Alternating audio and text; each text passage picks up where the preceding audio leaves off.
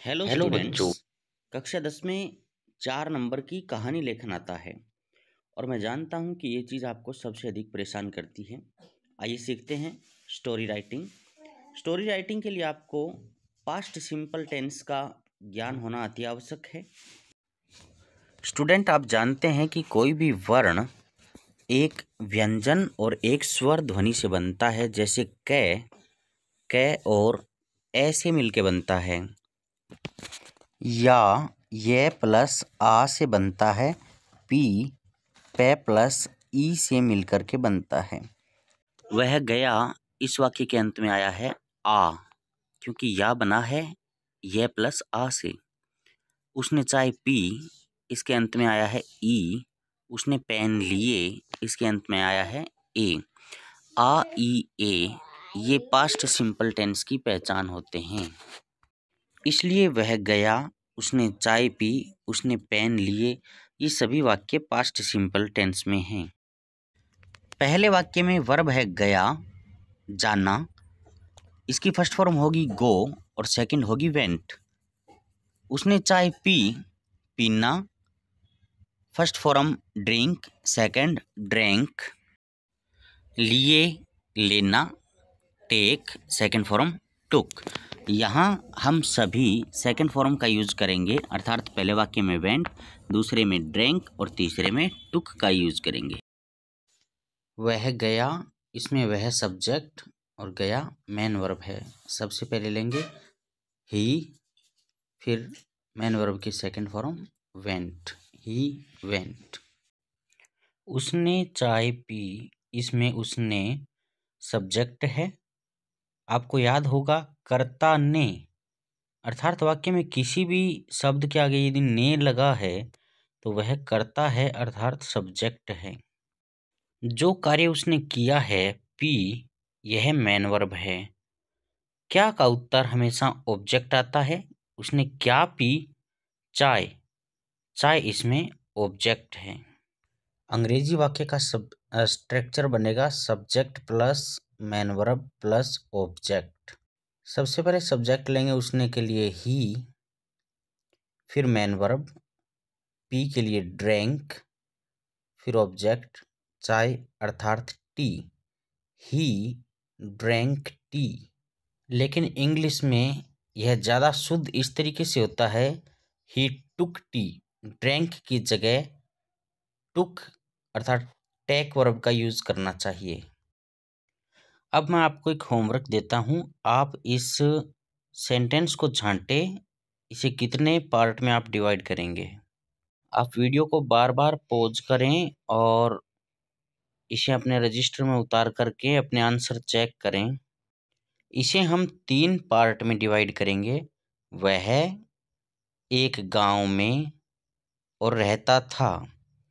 इसमें वह सब्जेक्ट है, रहता था मेन वर्ब है। एक गांव में, एक गांव एक स्थान हुआ, इसलिए यह आरपी है। आरपी अर्थात रिमेनिंग पार्ट, अर्थात शेष भाग। स्थान, मैनर अर्थात ढंग और समय, ये तीनों ही रिमेनिंग पार्ट में आएंगे। अधिकतर स्टूडेंट इसके बारे में कंफ्यूज्ड रहते हैं, वो इसे ऑब्जेक्ट ही मान लेते हैं।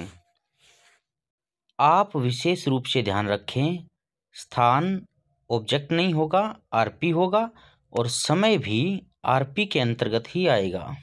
रिमेनिंग पार्ट के बारे में जान लेने के बाद व्याकरण में होने वाली बहुत सी मिस्टेक्स से आप बच जाएंगे। आपके वाक्यों में वो गलतियां नहीं होंगी। पास्ट सिंपल टेंस के पॉजिटिव सेंटेंसेस का स्ट्रक्चर होता है subject plus MV plus object plus RP. इस वाक्य में ऑब्जेक्ट नहीं है, इसलिए हम मेन वर्ब के बाद में सीधा आरपी लगाएंगे। सबसे पहले वह के लिए रखेंगे ही। मेन वर्ब की सेकंड फॉर्म लिव्ड रखेंगे। एक गांव में, इन ए विलेज। वह एक गांव में रहता था, ही लिव्ड इन ए विलेज। बच्चों, आज हम कहानी लिखना सीखेंगे, 2 मित्र और भालू, 2 फ्रेंड्स एंड ए बेयर। यहाँ कुछ शब्द दिए गए हैं जिनको आप याद करें। वंस एक बार, वन डे एक दिन, ट्रेवल यात्रा करना, टुगेदर साथ साथ। ये शब्द और कुछ अन्य शब्द मैं आपको देता हूँ, ये हर कहानी में आपको बार बार आएंगे, हर वाक्य में। ये जैसे ये जो पहला ही शब्द है वंस, यह कहानी की शुरुआत में आएगा, हमेशा आपको इसको लिखना है, सर्वप्रथम लिखना है। और कुछ स्ट्रक्चर आपको देता हूँ मैं, इन शब्दों को आप लिख लिख करके तैयार करें, अच्छे से याद कर लें इनको। और एक स्ट्रक्चर आपको मैं दे रहा हूँ, वहाँ जाओ, इसे आप कैसे बनाएंगे? इसमें वहाँ स्थान को दर्शाता है, इसलिए यह आरपी है, जाओ मेन वर्ब है। यह एक आदेशात्मक वाक्य है, इसे आप बनाएंगे गो देयर, अर्थात वहाँ को अंग्रेजी में कहते हैं देयर। मेरी जेब में एक पेन है, इसे आप कैसे बनाएंगे? इसमें सब्जेक्ट क्या है? इसमें सब्जेक्ट है एक पेन।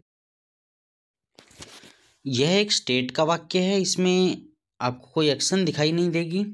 इस प्रकार के वाक्यों को हम देयर से शुरू करते हैं। इसमें सब्जेक्ट है ए पेन, इसलिए उसके साथ में वर्ब आएगी इज। ए पेन, एक पेन सिंगुलर है। और ये पेन कहाँ है? इन माई पॉकेट, यह लास्ट में आएगा। There is a pen in my pocket. Stories में वाक्य इसी स्ट्रक्चर के आधार पर बनेंगे। मेरे घर में एक पेड़ है, इस वाक्य में सब्जेक्ट है एक पेड़, आरपी की तरह वर्क करता है मेरे घर में। कैसे बनाओगे? आप एक बार वीडियो को पॉज करके इस वाक्य को बनाने की कोशिश करें। इस प्रकार के वाक्यों में देयर का अर्थ कहीं भी वहाँ नहीं लगता। यह वाक्य बनेगा there is a tree in my house. यदि इसे भूतकाल में बनाना हो तो बनेगा मेरे घर में एक पेड़ था। मेरे घर में आरपी, एक पेड़ सब्जेक्ट, था वर्ब लिंकिंग है। पास्ट टेंस में था के लिए वॉज और थे यानी बहुवचन के लिए वर काम में लेते हैं। इसमें सब्जेक्ट एक वचन है, एक पेड़ है, इसलिए यहाँ पे हम वॉज काम में लेंगे। सबसे पहले वाक्य को इंट्रोडक्टरी देयर से प्रारंभ करेंगे। इंट्रोडक्टरी देयर उसे बोलते हैं जिस वाक्य में देयर का अर्थ वहाँ नहीं लगता, केवल इंट्रोडक्शन देने के लिए ही प्रारंभ में इसे अंग्रेजी में लिखा जाता है।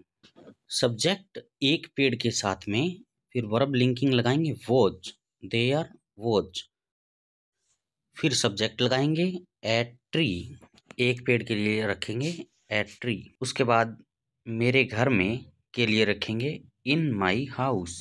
मेरे घर में एक पेड़ था, there was a tree in my house.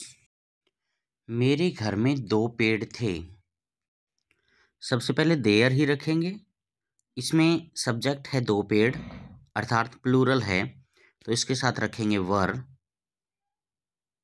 To trees और अंत में आरपी रखेंगे इन माई हाउस। मेरे घर में दो पेड़ थे, there were two trees in my house. आइए कहानी लिखना प्रारंभ करते हैं।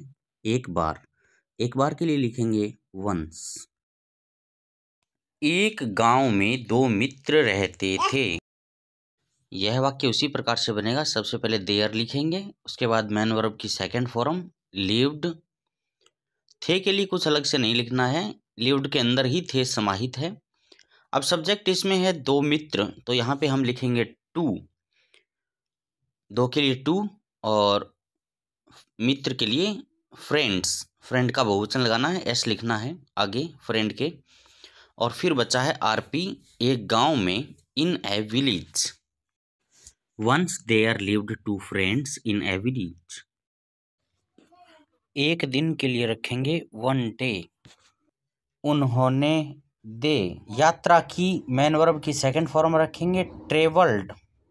साथ साथ टुगेदर, से थ्रू एक जंगल फॉरेस्ट। उन्होंने एक दूसरे की सहायता करने का वायदा किया। मैं जाना चाहता हूँ, इसमें मैं सब्जेक्ट है और आप देखिए इसमें दो वर्ब है, एक तो जाना और एक चाहता हूँ। चाहता हूँ इसमें मेन वर्ब है। इस प्रकार के दो वर्ब वाले सेंटेंसेस को कैसे बनाते हैं वो देखते हैं, क्योंकि नीचे वाले वाक्य में भी दो वर्ब है। सबसे पहले लेंगे आई, फिर मेन वर्ब की फर्स्ट फॉर्म वॉन्ट लेंगे, उसके बाद दूसरी वर्ब के पहले टू लगाएंगे और फिर वर्ब की फर्स्ट फॉर्म रखेंगे। वाक्य बना आई वॉन्ट टू गो। मैं खेलना चाहता हूँ, आई वॉन्ट टू प्ले। मैं चलना चाहता हूँ, आई वॉन्ट टू वॉक। मैं पानी पीना चाहता हूँ, I want to drink water. दूसरी वर्ब के पहले टू लगाना है।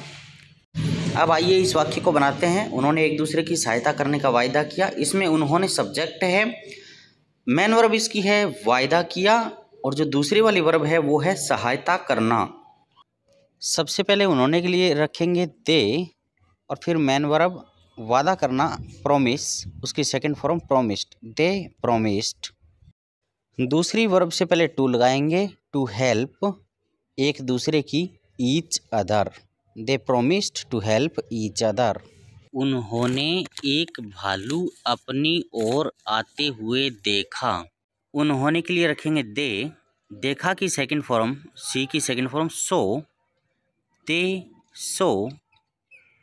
ऑब्जेक्ट एक भालू, ए बेयर, आते हुए कमिंग, की तरफ टुवर्ड्स, उनकी, देम, दे सो ए बेयर कमिंग टुवर्ड्स देम।